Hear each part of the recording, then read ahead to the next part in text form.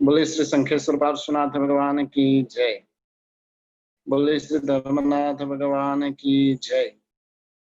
बोले श्री विमलनाथ भगवान की जय। बोले श्री महावीर स्वामी भगवान की जय। बोले श्री अनंत बद्रीनाथ श्री गौतम स्वामी महाराज की जय।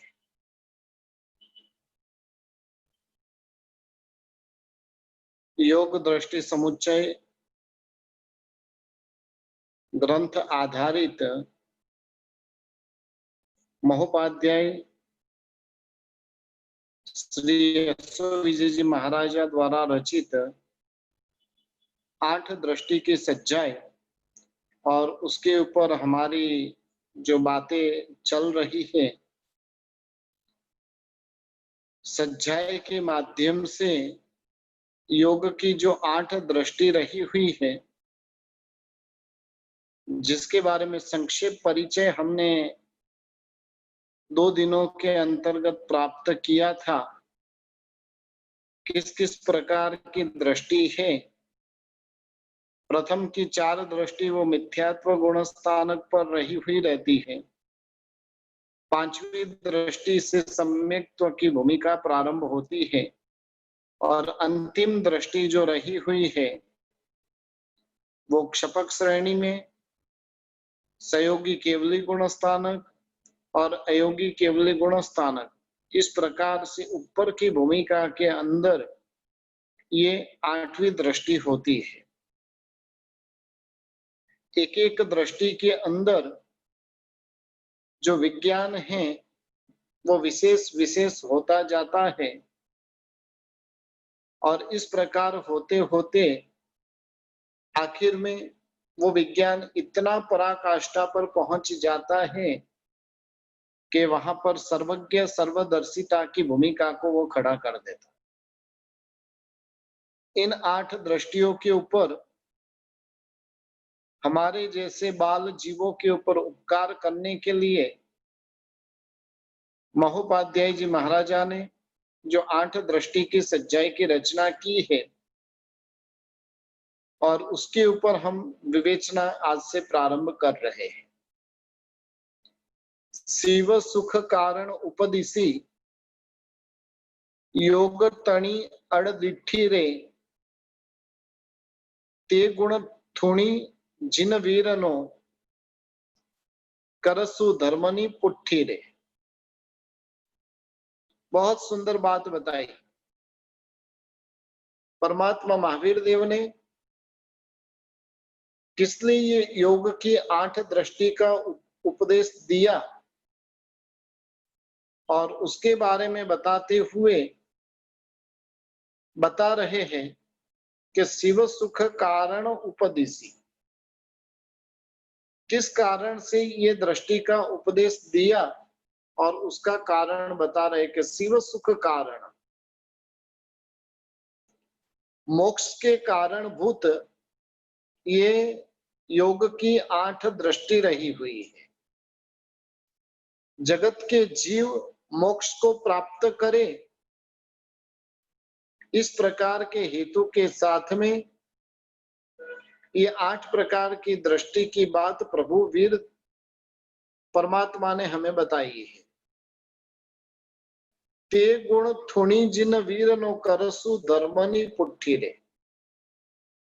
और इस प्रकार का जो प्रभु महावीर का जो गुण रहा हुआ है, उस गुण को सुनकर हम क्या करेंगे तो कि धर्मनी पुट्ठी रे, धर्म की पुष्टि करेंगे, यानी मुक्ति सुख का कारण बने। ऐसी योग की 8 दृष्टि रही हुई है। अब सबसे पहले दृष्टि यानी क्या। सम्यक दृष्टि के अंदर भी दृष्टि शब्द था, मिथ्यात्व के अंदर भी मिथ्या दृष्टि शब्द रहा हुआ है, योग की 8 दृष्टि के अंदर भी दृष्टि शब्द रहा हुआ है। तो दृष्टि यानी क्या, और दृष्टि की परिभाषा करते हुए महोपाध्याय जी महाराजा बता रहे कि दृष्टि यानी समझ। आत्मा के भीतर की एक विशिष्ट प्रकार की समझ जिसे दृष्टि बताई गई है, उसके पर्यायवाची शब्द के रूप में देखने जाए तो वस्तु का बोध, वस्तु का ज्ञान। कोई भी जो बात करते तो बात करने का अभिप्राय क्या है, हम कई बार पूछते हैं भाई आपका अभिप्राय क्या है इस चीज को लेकर, तो ये क्या है, दृष्टि है।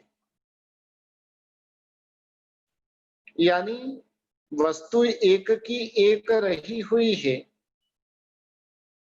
लेकिन एक ही वस्तु को लेकर अभिप्राय अनेक हो सकते हैं। किसी को पूछा जाए कि प्रवचन को लेकर आपका अभिप्राय क्या, कभी कभार तो देखने जाएंगे तो जितने श्रवण करने वाले रहेंगे उतने अलग अलग प्रकार के अभिप्राय हमें प्राप्त होंगे। किसी को यदि पूछो कि भाई रोहित गुरुजी ऑनलाइन क्लास कर रहे हैं उसके ऊपर आपका अभिप्राय क्या, मुंडे मुंडे मतिर भिना, हरेक के मस्तक के अंदर कुछ न कुछ भिन्नता रहेगी। ये क्या लॉकडाउन हुआ तब से लेकर बैठे हैं, ये फालतू की ऐसे ऑनलाइन क्लास चालू कर दी, सबका सिर खराब करके रख दिया है। मोबाइल के सामने एक एक घंटे तक बैठे रहना, एक व्यक्ति ऐसा कहेगा। वहीं पर एक व्यक्ति कहेगा नहीं ये बहुत अच्छा किया, ये यदि नहीं होता तो हम ऐसे विज्ञान को कैसे जान पाते थे, बहुत बड़ा उपकार किया।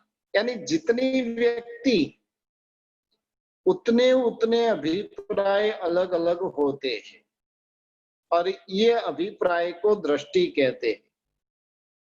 एक ही पदार्थ रहा हुआ है लेकिन उस पदार्थ को देखने की दृष्टि हरेक की अलग अलग रहती है। एक व्यक्ति साधु भगवंत रास्ते से पसार हो रहे हैं,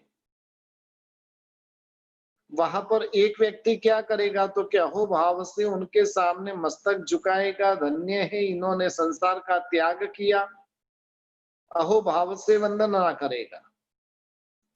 दूसरा व्यक्ति सोचेगा कि ये सुबह सुबह में मुंडन किए हुए व्यक्ति का दर्शन हो गया, मेरा तो दिन खराब जाएगा। अलग अलग अभिप्राय रहते हैं सबके भी। परमात्मा महावीर देव की भी जब देशना चलती थी तो सबका अभिप्राय कोई पॉजिटिव नहीं होता था। आज राम मंदिर का शिलान्यास हुआ, अब शिलान्यास को भी लेकर आप जितने अभिप्राय मांगोगे उतने भिन्न भिन्न अभिप्राय आपको प्राप्त होंगे। जो कांग्रेसवादी रहेगा तो वो कहेगा कि ये तो सब मोदी तो फ्रॉड है, क्या उसने किया, उसके लिए कितनी गंदी राजनीति खेली, ये तो सब उसका ही कारस्तान है। और कोई व्यक्ति कहेगा कि नहीं भाई 500 साल पुराना जो विवाद था वो सुलझ गया, प्रभु का मंदिर बनने जा रहा है। कहने का मतलब है बात एक ही रही हुई है लेकिन अभिप्राय सबके भी अलग अलग रहते हैं। जिस जीव की दृष्टि जिस तरफ रहेगी उसके अनुरूप उसकी जो वाणी है, उसका व्यवहार है, उसके विचार है, वो सब उसके अनुरूप होंगे। जिस जीव को इंद्रिय जन्य सुख भुगतने जैसे लगते हैं, वो सुख उसे, उन सुखों को वो आनंद के कारणभूत मानकर चल रहा है। वैसे जीवों को जब कभी भी कोई भी बात करेंगे तो वो क्या करेंगे, उनका अभिप्राय किस तरफ का रहेगा, उनकी दृष्टि जो है वो मुक्ति की ओर नहीं है। और मुक्ति की ओर नहीं होने के कारण क्या होता है, उनकी दृष्टि संसार की ओर है। और इसलिए हरेक जगह पर उसको संसार ही दिखेगा। प्रभु के दर्शन करने गया, संसार दिखेगा। गुरु का प्रवचन सुनने गया, संसार दिखेगा हर एक जगह पर। तो यानी जिसकी जैसी दृष्टि वैसी उसकी सृष्टि। जिसके मन में, जिसके भीतर में संसार है, उसे कोई भी कितनी भी अच्छी में अच्छी बात उसको बता दो, वहां पर भी वो संसार को लाकर खड़ा कर देगा। वैसा जो जीव होता है वो मोक्ष की प्राप्ति तो कर सकता नहीं है, लेकिन राग, द्वेष, अज्ञान आदि दोषों के द्वारा पाप कर्म बांधकर वो संसार में भटकने का काम करता है। और ऐसी दृष्टि को योग की दृष्टि नहीं कही जाती है। उनको शास्त्रकार भगवंतों ने ओघ दृष्टि कही है, सामान्य दृष्टि, या तो मोह से मिश्रित दृष्टि, जहां पर मोहनीय कर्म राग द्वेष का प्रबल प्रभुत्व रहा हुआ है, और उस प्रकार की दृष्टि रहे। वैसी दृष्टि वाले जीवों को शास्त्रकार भगवंतों ने एक उनका विशेषण दिया कि भाई ये जीव कैसा, तो कि भवाभिनंदी। भवाभिनंदी यानी क्या? जिसके मन के अंदर भव का अभिनंदी, भव का सुख, भव में आनंद प्राप्त करने वाला, और ऐसा ये जीव। जिन जीवों को, अब देखिए वहां पर एक की दृष्टि संसार की ओर थी, वहीं पर दूसरे की दृष्टि, जिन्हें, जिन जीवों को इंद्रिय जन्य जो संसार के सुख है वो असार लगते हैं, तुच्छ लगते हैं, छोड़ने जैसे लगते हैं, दुखदायक लगते हैं, और अनंत संसार के परिभ्रमण के कारण भूत लगते हैं, जिनका मन कुछ अंश में अब बस संसार से उठ गया है, और वैसा जो जीव रहेगा वो जीव की दृष्टि मोक्ष की ओर की हो चुकी है। वैसे जीव की जो प्रवृत्ति होगी वो मोक्ष के साथ अनुसंधान करने वाली होगी, और मोक्ष के साथ जोड़ सके, वैसी दृष्टि को ज्ञानी भगवंतों ने योग दृष्टि कही है। जब तक दृष्टि संसार की ओर है तब तक वो दृष्टि ओघ दृष्टि, और जब से दृष्टि मोक्ष की ओर हो जाएगी तब से वही दृष्टि योग दृष्टि बन जाएगी। अब हमें सोचना हम ओघ में हैं कि योग में हैं। योगा तो बहुत करते हैं, हाँ, नाइट ड्रेस पहनकर या तो इस प्रकार के वस्त्र पहनकर कई बार योगा करते हैं। लेकिन ज्ञानी भगवंत हमें पूछ रहे हैं कि आपके भीतर में योग दृष्टि प्रकट हुई है कि नहीं। योगा करने से योग दृष्टि प्रकट होती नहीं है, मन का परिवर्तन करने से योग दृष्टि प्रकट होती है। ऐसी योग दृष्टि जिनके भीतर में होती है उनको मुमुक्षु कहा जाता है। मुमुक्षु यानी क्या? हमें कोई मुमुक्षु कहे भी आप मुमुक्षु हो, हम क्या करेंगे, फटाक करके मना बोल देते, नहीं हम मुमुक्षु नहीं है। अरे मुमुक्षु का अर्थ क्या? कभी सोचा है? मुमुक्षु यानी जिनके भीतर में मोक्ष में जाने की इच्छा है वो मुमुक्षु।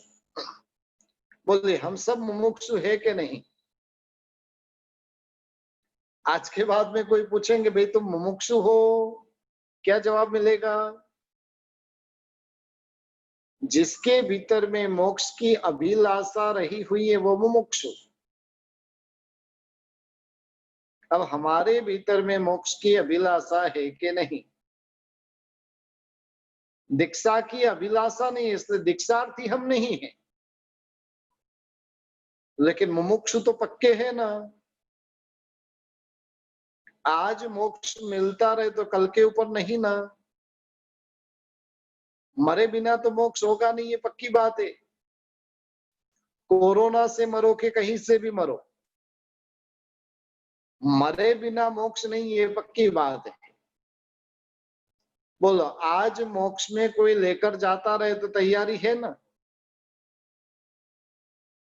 ये अभी तो बच्चे छोटे छोटे हैं, उनको पढ़ाना लिखाना है, उनको बड़े करना है। मेरा पति तो एकदम आलसी है, वो तो कुछ करता नहीं, मैं चली गई तो उनका क्या होगा? हाँ, बोले मुमुक्षु है कि नहीं?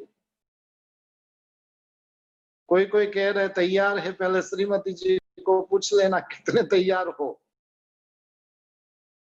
जैसे वो बात आती है ना अकबर बिरबल की, बिरबल ने अनाउंस करवाया कि भाई जो जोरू का गुलाम नहीं रहेगा उसे क्या मिलेगा? अकबर बादशाह की ओर से उसका जो घोड़ा है वो घोड़ा मिलेगा। नगर में कोई तैयार नहीं हुआ, लेकिन एक व्यक्ति अपना जैसा कोई तैयार हो गया कि चलो मैं घोड़ा तो मिल जाएगा, खाली बोलना ही है मैं तो जोरू का गुलाम नहीं हूं। वहां पर घोड़ा लेने गया, और घोड़ा लेने गया तब बिरबल ने उसको कहा कि भाई ये दो घोड़े हैं, सफेद है और काला है, कौन सा घोड़ा चाहिए? तो कि पत्नी को पूछकर आता हूं। भाई तू जा, ये घोड़े का काम तेरा नहीं है। कहने का मतलब है हमारी भी हालत कुछ इस प्रकार की है। मोक्ष में जाने की बात हम जरूर करते हैं, लेकिन मोक्ष में जाना पसंद है कि नहीं वो बहुत बड़ा प्रश्न है। बात करना अलग बात है, वास्तविकता को स्वीकार करना वो अलग भूमिका रही हुई। बात करने में तो हम सब ने पीएचडी कर ली है,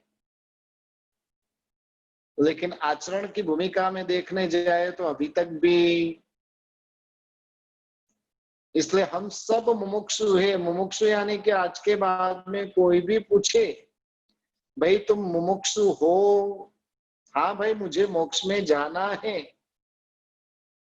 और जिसको मोक्ष में जाने की इच्छा है वो सब मुमुक्षु। तो यानी जिनकी दृष्टि मोक्ष की ओर हो चुकी है, यानी मोक्ष में जाने की भावना जिनके भीतर में प्रकट हो चुकी है, और वैसे जीव जो है वो मुमुक्षु है। और ऐसी जो मुमुक्षु आत्माएं हैं जिनका नंबर योग की दृष्टि के अंदर आता है। 8 प्रकार की दृष्टि आपको बताई गई थी। मित्रा दृष्टि, तारा दृष्टि, बला दृष्टि, दिप्रा दृष्टि, स्थिरा दृष्टि, कांता दृष्टि, प्रभा दृष्टि और परा दृष्टि। ये 8 प्रकार की दृष्टियां बताई गई थी, और एक एक जो दृष्टि है वो मोक्ष के साथ जुड़ान करा देने वाली है। हालांकि पहली दृष्टि को मोक्ष गमन में समय ज्यादा लगेगा, वहीं पर अंतिम दृष्टि वाला मोक्ष में जल्दी से जल्दी पहुंच जाएगा। पहली दृष्टि वाले का मोक्ष गमन अर्ध पुद्गल परावर्त से भी अधिक बाकी रहे संभवित है। एक पुद्गल परावर्त जितना काल बाकी रहे संभवित है, लेकिन अंतिम दृष्टि वाला तो अंतर्मुहूर्त में भी मोक्ष में जा सकता है। परादृष्टि वो तुरंत ही मोक्ष का कारण बनती है। और ऐसे करते करते एक एक दृष्टि जो है,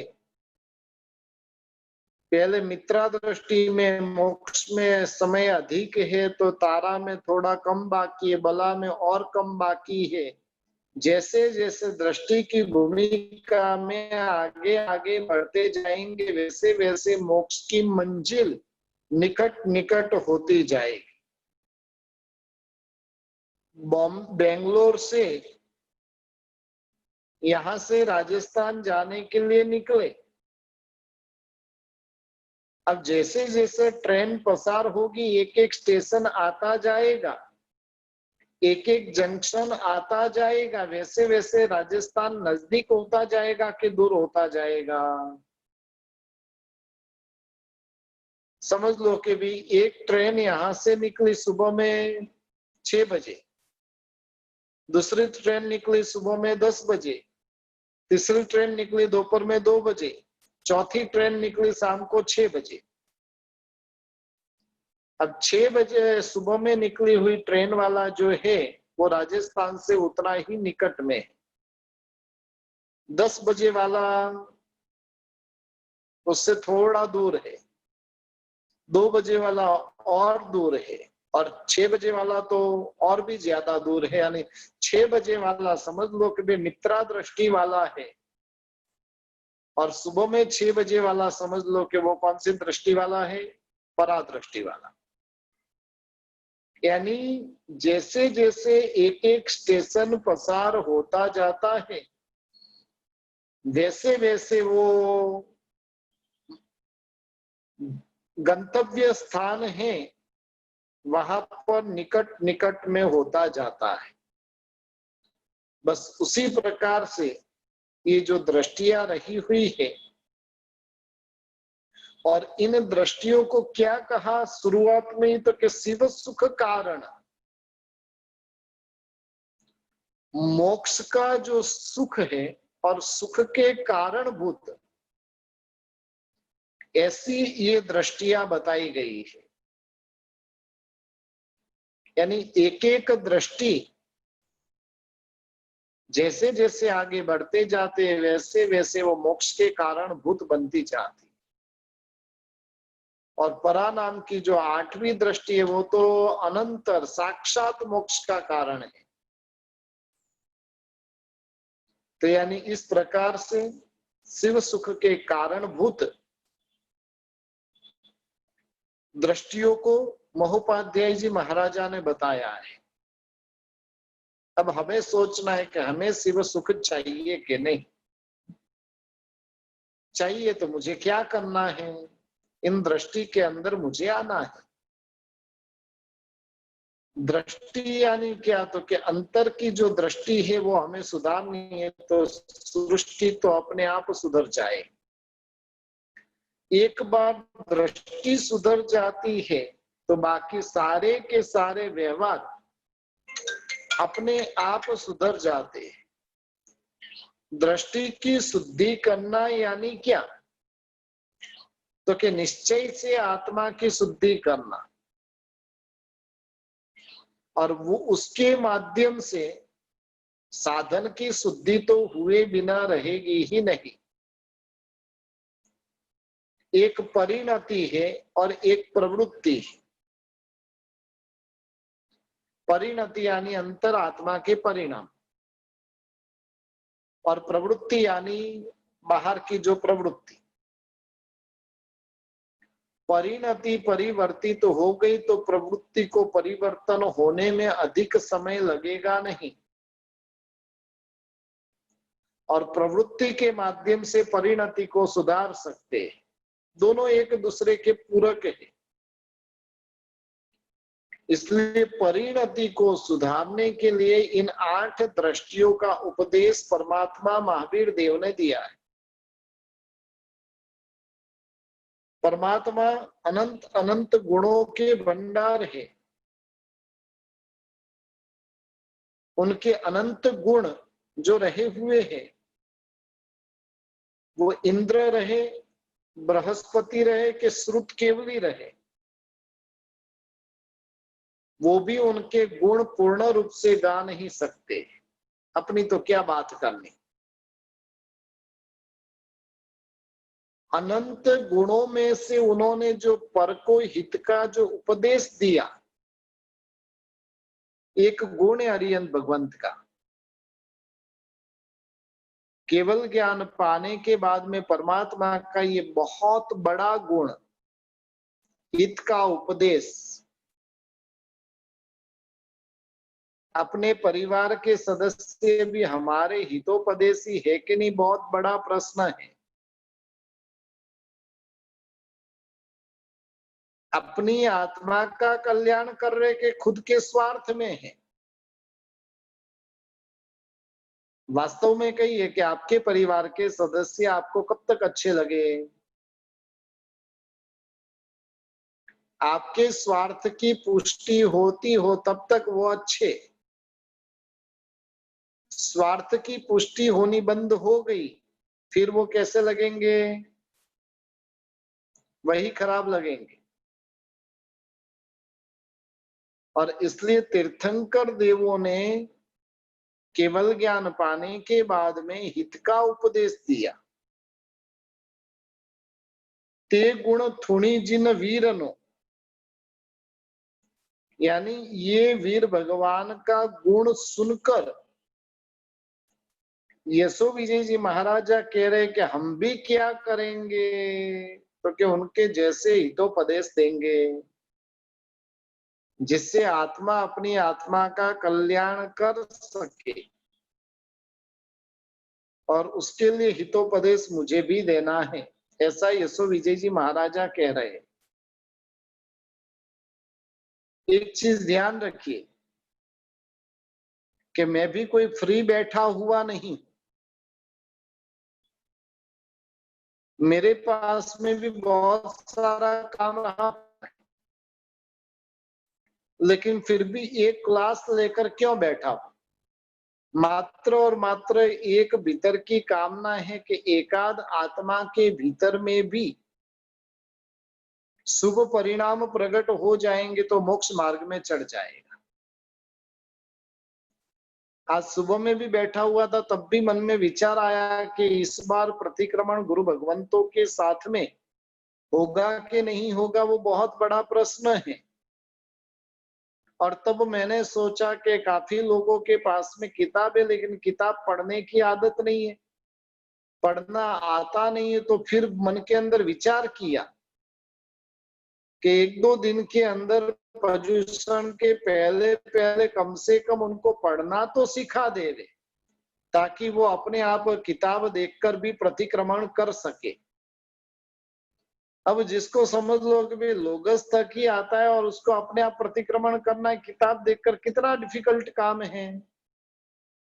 तो उसके लिए आज सुबह में ही मन में विचार आया कि नहीं, सबके लिए कुछ ऐसा आयोजन रख देते कि ऑनलाइन के अंदर उनको कैसे प्रतिक्रमण किया जाए, सूत्र कैसे बोलना, और सुना हुआ रहेगा 2, 4, 5, 10 बार, तो क्या होगा? वो सूत्र जब बुक किताब देखकर बोलेंगे तो उनके लिए इजी हो जाएगा। और उसके लिए सोच रहा हूं कि 2 दिन के बाद में उसका भी प्रयत्न कुछ शुरू करना है। यानी तीर्थंकर देव जो उपदेश देते वो पर के हित का उपदेश, ये गुण परमात्मा का सुनकर हमें भी क्या करना, तो कि पर हित का कुछ न कुछ काम करते रहना। परिवार का भरण पोषण तो पशु और पक्षी भी करते हैं, लेकिन शासन के लिए कुछ कर मिटने की तैयारी अपनी होनी चाहिए। मुझे शासन के रागी बनाने हैं, मेरे माध्यम से 5, 25, 20 आसन से जुड़ जाएंगे, अपने रागी नहीं करने हैं, जो अपनी वाहवाही करते रहे। रागी करने शासन के रागी करने हैं, और शासन के रागी यदि हो जाएंगे तो मोक्ष रूपी मार्ग के ऊपर चढ़ जाएंगे, उनका कल्याण हो जाएगा। और उसको कहा जाता है हित का उपदेश। परमात्मा तो कृतकृत्य हो गए थे, स्वयं का कल्याण हो गया था। अब नियम ही था कि भाई वो तो मोक्ष में जाने वाले ही है, फिर भी उन्होंने क्या किया, किसी भी प्रकार के स्वार्थ के बिना 8 दृष्टियों का उपदेश परमात्मा ने दिया। इन उपदेश को जानकर अनेक जीव सन्मार्ग के सन्मुख हुए, आत्म कल्याण की साधना की। पर ये परमात्मा का बहुत बड़ा गुण रहा हुआ था। बस उसी प्रकार से यशो विजय जी महाराजा भी कह रहे कि ये सच्चाई पढ़ने वाले को, सुनने वाले के भीतर में भी ऐसी धर्म की पुष्टि हो, धर्म भावना की वृद्धि हो। और जिस कारण से मैं क्या कहूंगा, तो कि ये सच्चाई को कहूंगा जिसको शिव सुख का कारण बताया है। किसका कारण? अब हमें शिव सुख चाहिए कि कौन सा सुख चाहिए? जिनको मोक्ष सुख चाहिए ये सच्चाई को सुनिएगा। संसार का सुख चाहिए तो आपके पास में मोबाइल, टीवी, बहुत कुछ आपको सुनाने वाले बैठे। वहां के एक एक शब्द जिसकी ताकत अनंत संसार का परिभ्रमण बढ़ाएगा। परमात्मा के एक एक वचन वो संसार के परिभ्रमण को तोड़ने वाला बनेगा। अब बढ़ाना है, तोड़ना है, अपने हाथ में रहा हुआ। इस प्रकार से 2 प्रकार की दृष्टि बताई, योग दृष्टि, योग दृष्टि। योग दृष्टि जिनकी दृष्टि संसार की ओर है, योग दृष्टि जिसकी दृष्टि कुछ आत्मा के सन्मुख हुई है। और इस प्रकार से प्रथम गाथा का ये अर्थ हुआ। अब दूसरी गाथा के अंदर बता रहे हैं, सघन अघन दिन रयणी मां बाल विकरण ने अनेरा रे अर्थ जुए जिम जुजुआ तीम ओघ नजरना फेरा रे। क्या बता रहे हैं? सघन अघन दिन रयणी मां। सघन यानी क्या? तो कि मेघ से सहित। बादल जो होते हैं ना, मेघ सहित भी होते हैं, मेघ रहित भी होते हैं। सघन यानी मेघ सहित, अघन यानी मेघ रहित। दिन रैणिमा, दिन और रात में। बाल विकल ने अनेरा रे। बाल यानी बालक, विकल यानी जिनके चक्षु वगैरह की कमी है या तो कोई अंगों की कमी है, वैसे विकल कहे जाते, विकलांग जिसको हम कहते। अनेरा रे यानी अन्य। अर्थ जुए जिम जुजुआ यानी हरेक व्यक्ति जो होता है उन सब के देखने की दृष्टि जो है वो अलग अलग होती है। सब क्या करते हैं? कोई मेघ का इंतजार करता है तो कोई इंतजार करता है कब बारिश जाए, कोई इंतजार दिन होने का करता है तो कोई करता है कब रात आए। बालक रहे, अपंग रहे कि अन्य कोई भी रहे, हम इंतजार किसका करते हैं? कोई बड़ा सौदा होने वाला है, दुकान से घर पे आए, रात को 10 बजे किसी का फोन आया कि भाई मुझे इतनी इतनी सामग्री चाहिए। किसका इंतजार करेंगे? कब सुबह हो, कब 9:30 बजे, कब दुकान पे जाऊं, कब वो कस्टमर आए और कब उसको टोपी पहनाऊं, बराबर ना? ये इंतजार। अब उसकी रात भी इतनी बड़ी होगी। कामी व्यक्ति होता है वो रात का इंतजार करता है, लफड़े करने वाला रहता है वो सोचता है कि कब कॉलेज का समय हो और मैं कॉलेज जाऊं। यानी हर एक व्यक्ति को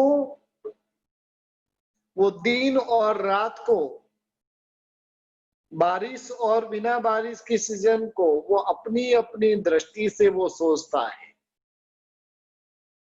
और ये सब की भिन्नता रही हुई।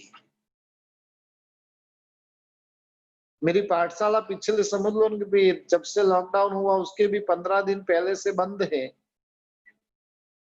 और काफी लोगों का तो यानी शुरू शुरू में तो फोन आया कि गुरुजी हम 6 बजे का इंतजार करते, हम 7:30 बजे का इंतजार करते, 7:30 बजते हो और मन बेचैन बेचैन हो जाता है।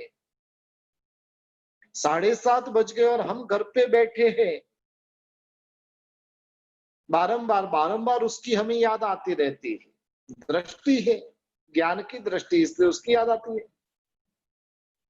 कई लोगों को टीवी के अंदर सीरियल कोई अच्छी लगती है, और देखिए सीरियल वाले भी क्या करते हैं, कहां पर लाकर छोड़ते हैं, ऐसे क्लाइमेक्स के वहां पर लाकर आपको छोड़ेंगे कि अब 24 घंटा क्या करो, दिमाग के अंदर वही विचार, कब रात को 8:30 बजेंगे, कब वो देखूंगा, कल क्या होगा। ये दृष्टि होती है। और किसी की दृष्टि होती है गुरु भगवंत का प्रवचन सुनने का अवसर मिलता रहे। आज गुरु भगवंत ने कुछ ऐसी जगह पर लाकर छोड़ दिया, अरे इसके रहस्य क्या रहेंगे, कब गुरु भगवंत आएंगे, कब सुबह 9:30 बजेंगे, कब मैं प्रवचन सुनने बैठूंगा और कब मुझे इसका समाधान होगा। होता है ना, सबकी अलग अलग दृष्टि। दुकान में आज कस्टमर बहुत ज्यादा है, सुबह से लेकर शाम तक सेठ सोचता है कि भाई कस्टमर जितने ज्यादा आए उतना अच्छा। काम वाला सोचता है कि ये कस्टमर कब जाए तो मैं शटर डाउन करके घर पे पहुंचू। दोनों की दृष्टि कैसी, भिन्न भिन्न दृष्टि रही हुई। और ऐसी भिन्नता संसार के अंदर बहुत सारी देखने को मिलती है। दृष्टि के भेद को समझाने के लिए बहुत सुंदर दृष्टांत यहाँ पर दिया है। अपनी आंख के सामने देखने लायक कोई भी पदार्थ है, घट है कि पट है, स्त्री है कि पुरुष है, उसको देखने के लिए हम चेयर के ऊपर बैठे हुए हैं। अब क्या होगा, कैसी दृष्टि होगी। अलग अलग समझ लो कि 4 व्यक्ति को बताया तो चारों व्यक्ति का दृष्टि भेद भिन्न भिन्न रहेगा। एक रूपवान व्यक्ति को देखा, वहां पर वो सोचेगा नहीं अधिक ज्यादा रूप तो वो तो और कर्म बंधन का विशेष कारण है, फटाक करके नजर नीचे रख देगा। वहीं पर दूसरा व्यक्ति रूपवान को देखकर क्या करेगा, अपने भीतर में वासना को प्रकट करेगा। वहीं पर तीसरा व्यक्ति सोचेगा नहीं ये रूप तो नरक की खान के समान है, यहाँ पर मुझे आसक्त होना नहीं है। और ऐसे अलग अलग दृष्टि से देखते हैं।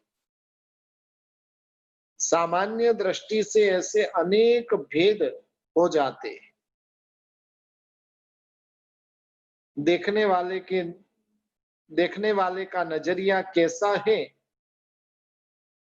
और उस तरीके से दृष्टि होती है। लेकिन ये बाह्य भूमिका की बात कही।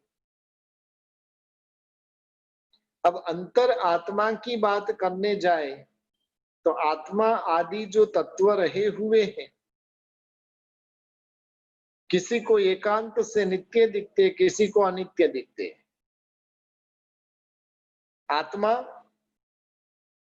किसी को नित्य दिखती है, किसी को अनित्य दिखती है। किसी को पंचभूत में से प्रकट हुई हुई आत्मा दिखती है, तो किसी को आत्मा स्वतंत्र द्रव्य दिखती है। और ये सारी भूमिका क्यों है? तो कि उसके दृष्टि का दोष रहा हुआ है, और वो इस प्रकार से उसकी ऐसी ऐसी विपरीत दृष्टि प्राप्त हुई है, जिसके कारण उसके भीतर में ऐसी बात आई है। जब एकांतवाद जब स्वीकार करेंगे तो ऐसे अलग अलग दर्शन होंगे, लेकिन वहीं पर जब अनेकांतवाद का स्वीकार कर लेंगे तो क्या होगा? वहां पर ही वास्तविकता उसे पता चल जाएगी। तीसरी गाथा के अंदर बता रहे कि दर्शन जे हुआ जुजुआ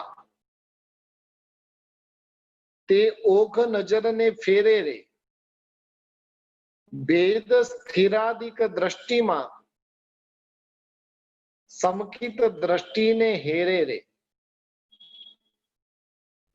यानी भिन्न भिन्न दर्शन जो हुआ, वो सामान्य दर्शन जब था, तब उसके भीतर में ऐसे भिन्न भिन्न दर्शन हुए।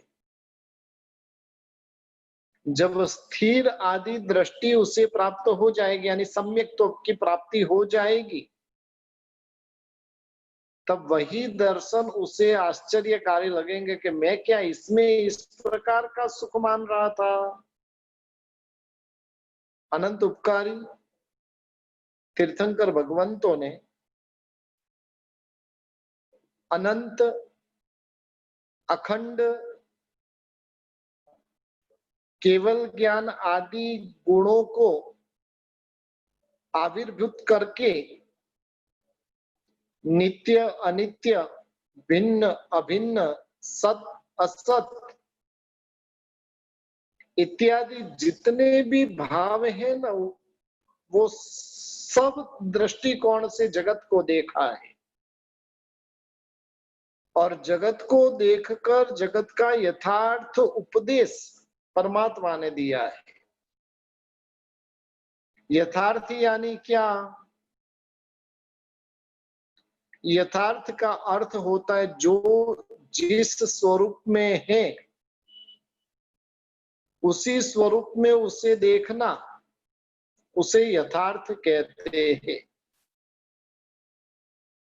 जो जैसा है वैसा उसे देखना, वो यथार्थ है।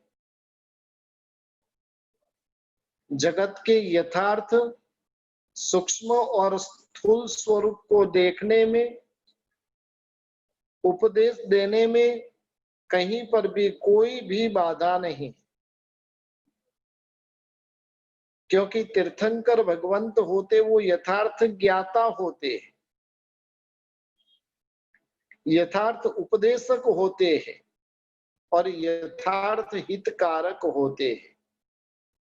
3 विशेषण दिया, यथार्थ ज्ञाता, यथार्थ उपदेशक और यथार्थ हितकारक। हमें जितना भी बोध है वो यथार्थ है कि नहीं, वो बहुत बड़ा प्रश्न। यथार्थ है तो सामने वाले को उपदेश यथार्थ ही देंगे, जैसा है वैसा उपदेश देंगे कि उसमें मिर्च मसाला अपना भी कुछ ऐड करेंगे। और तीसरे नंबर के अंदर यथार्थ हितकारक, उसके लिए हितकारक जो है वो चीजें प्रभु बताते हैं, और उस वाणी को अनंतर या तो परम्पर से, अनंतर यानी डायरेक्ट तीर्थंकर देवों से, परम्पर से यानी गणधर भगवंतों से, उनके शिष्य उनके द्वारा सुनने के द्वारा, कोई कोई जीव के भीतर में क्या होता है कि सुनकर उनके भीतर में जो अनादिकालीन जो मिथ्यात्व पड़ा हुआ है और वस्तु के वास्तविक स्वरूप को देखने के कारण उसमें सही समझ प्रकट हो जाती है, यथार्थ दर्शन हो जाते हैं। जब तक मिथ्यात्व पड़ा होगा तब तक वो यथार्थ दर्शन नहीं कर पाएगा। जैसे वो स्त्री का दृष्टांत देकर बताया ना, एक स्त्री में आसक्त, एक अनासक्त, एक उसको विकार की दृष्टि से, अलग अलग दृष्टि से देखते। जब तक मिथ्यात्व रहेगा तब तक वो विषम दृष्टि से देखने का प्रयास करेगा। प्रत्येक वस्तु में अनंत धर्म रहे हुए। अब एकांतवाद क्या करता है तो कि एक अंश को देखता है, दूसरे को देखने के लिए ही तैयार नहीं होता है, और दूसरे अंशों को देखने की बुद्धि कहां से प्रकट होती है तो कि जब सदगुरु का योग प्राप्त होता है, सदगुरु के योग के माध्यम से ऐसी दृष्टि जीव के भीतर में प्रकट होती है। सम्यक दर्शन ऐसे सदगुरु उसे कराने वाले बनते हैं। यानी आज हमने तीन गाथा के माध्यम से इसकी रचना क्यों की तो कि शिव सुख कारण, मोक्ष के कारणभूत ये रचना है। दूसरे श्लोक के अंदर बताया कि जगत के अंदर कैसी कैसी विभिन्नता दिख रही है। तीसरे नंबर के अंदर बताया कि भी जिसके भीतर में मिथ्यात्व है वो जगत को ऐसी ओग दृष्टि से देखता है, जिसके भीतर में सम्यक तो प्रकट हो गया वो तो स्थिर दृष्टि से देखता है, और वो स्थिर दृष्टि लाने में कारणभूत ऐसे कोई है तो पंच महाव्रतधारी ऐसे सदगुरु भगवंत रहे हुए हैं।